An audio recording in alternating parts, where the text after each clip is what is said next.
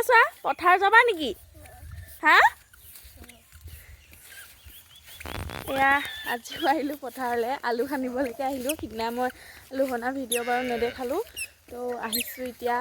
আলু খানিবলৈকে দেখাও আহিছে ক'ৰপৰা কাটিম কলপাত ৰ'ব অঁ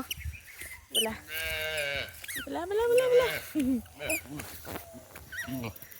নেকি তুমি অঁ আলু খান্দিছা এয়া মায়ে আলু ভাগ কৰি আছে এয়া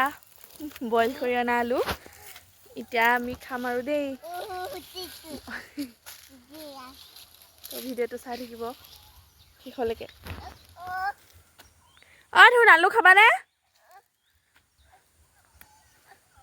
আলু দুখ পালা জানো তুমি এই ধুলিছে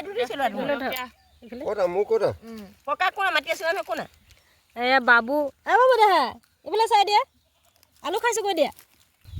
এই লিপিকা মই মহা আছে মহাও খাই আছে মাহীও খাই আছে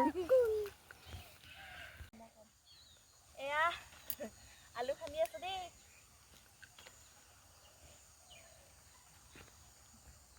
বহি বহি ভাগৰ লাগি যায় যে সেইকাৰণে উঠিয়ে কৈছোঁ আৰু আপোনালোকে নাহাঁহিব আকৌ আলু খান্দি থকা দেখি ঘৰৰ তেল ঘৰৰে জলকীয়া আৰু ঘৰৰে আলু পিটিকা খাওঁতে মজাটো আমিহে ল'ম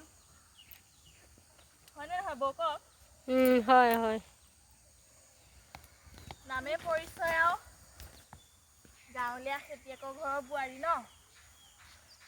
দেৱলতা বা নিচিনাকৈ ক'ব নোৱাৰোঁ ৰহন খানি